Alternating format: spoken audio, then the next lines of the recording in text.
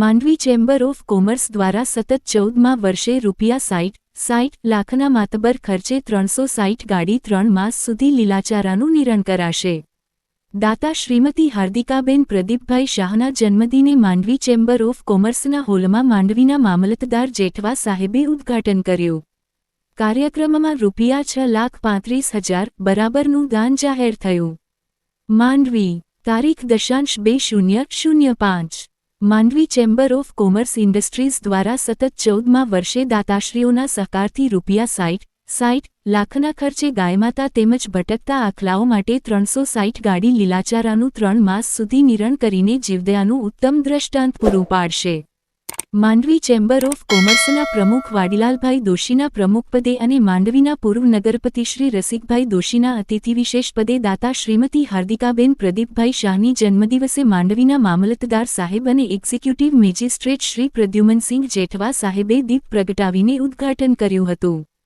માંડવીની વેપારી સંસ્થા છતાં છેલ્લા 1.5 દાયકાથી જીવદયાનું કાર્ય મોટા પાયે કરવા સહિત માનવસેવાનું કાર્ય કરતી માંડવીની ચેમ્બર ઓફ કોમર્સ તથા મૂળ માંડવીના પરંતુ અમેરિકા નિવાસી પ્રદીપભાઈ શાહના ધર્મપત્ની હાર્દિકાબેન શાહના જન્મદિવસે 7મી મેના નિરણ કેન્દ્રના ઉદ્ઘાટન સમારોહ યોજાય છે, જેમાં નિરણ કેન્દ્રો ઉપર ગાયમાતાને લીલાચારાનું 100 દિવસ સુધી નિરણ કરીને જીવદયાનું ઉત્તમ દ્રષ્ટાંત ચેમ્બર પૂરું પાડતી હોવાનું માંડવીના રાષ્ટ્રપતિ એવોર્ડ વિજેતા દિનેશભાઈ શાહે જણાવ્યું હતું।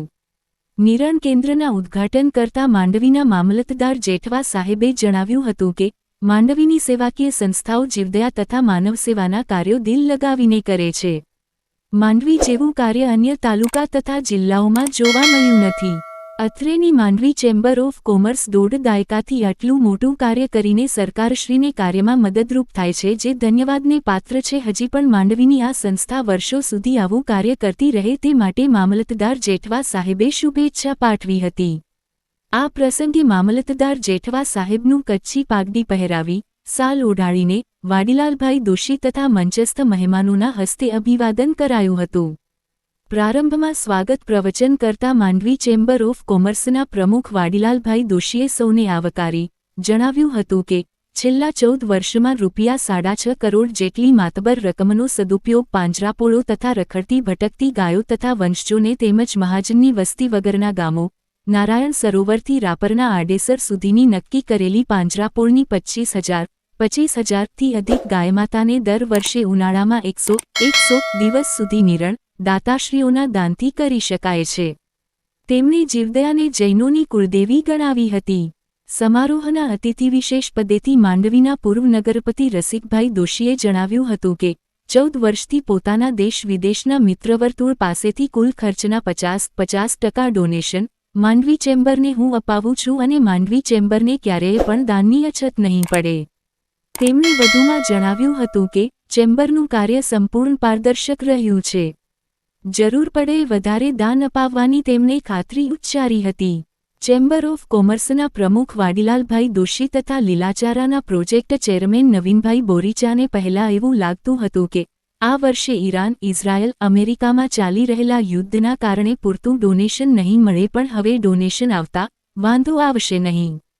આ પ્રસંગે માંડવી ચેમ્બર ઓફ કોમર્સના મહેશભાઈ લાકડાવાળા, માંડવીની અંધ અપંગ માનવ કલ્યાણ સોસાયટીના પ્રમુખ દિનેશભાઈ શાહ અને કચ્છ જિલ્લા ગ્રામ વિકાસ સમિતિ ગોધરાના પ્રમુખ અરવિંદભાઈ જોશીએ પોતાના પ્રાસંગિક પ્રવચનમાં ચેમ્બરના જીવદયાના કાર્યની સરાહના કરી ચેમ્બરના પ્રમુખ વાડીલાલભાઈ દોશી અને તેમની ટીમને અભિનંદન પાઠવી દાતાશ્રીઓ પ્રત્યે આભારની લાગણી વ્યક્ત કરી હતી। કાયમી દાતા શ્રી પ્રદીપભાઈ શાહ તથા હાર્દિકાબેનના ભાભીજી શ્રીમતી શીતલબેન શાહ તથા દાતાશ્રીના વર્ષોથી પારિવારિક અંગત મિત્ર રહેલા શ્રી મધુકાંતભાઈ શાહનું મંચસ્થ મહાનુભાવોના હસ્તે સાલ ઓઢાડીને અભિવાદન કરાયું હતું।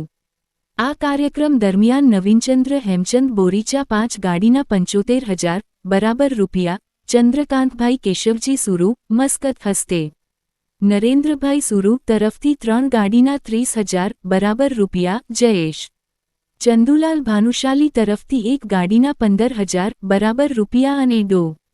કાવ્યા સંજયભાઈ મહેતા તરફથી માસ્ટર ઓફ ફિઝિયોથેરાપીમાં પાસ થવાની ખુશાલીમાં 1 ગાડીના 15,000 બરાબર રૂપિયા, હાર્દિકબેન તરફથી વધારાના ₹5 લાખનું દાન જાહેર થતાં કાર્યક્રમમાં કુલ 6,35,000 બરાબરનું અનુદાન જાહેર થયું હોવાનું ચેમ્બરના ખજાનચી શ્રી ચંદ્રસેનભાઈ કોટકે જણાવ્યું હતું. સમગ્ર કાર્યક્રમનું સંચાલન ચેમ્બરના માનદમંત્રી નરેન્દ્રભાઈ સુરુએ કરેલ હતું, જ્યારે બુજુર્ગ ટ્રસ્ટી જયંતિભાઈ શાહે આભાર દર્શન કરેલ હતું. આ સમારોહમાં દિનેશભાઈ કોટક, મહેન્દ્રભાઈ કંદોઈ, રાજેશભાઈ દોશી, જયમીનભાઈ દોશી, મુલેશભાઈ દોશી, દિનેશ એમ. શાહ, અરવિંદભાઈ જોશી, ગોધરા, પરેશભાઈ સંઘવી, સી.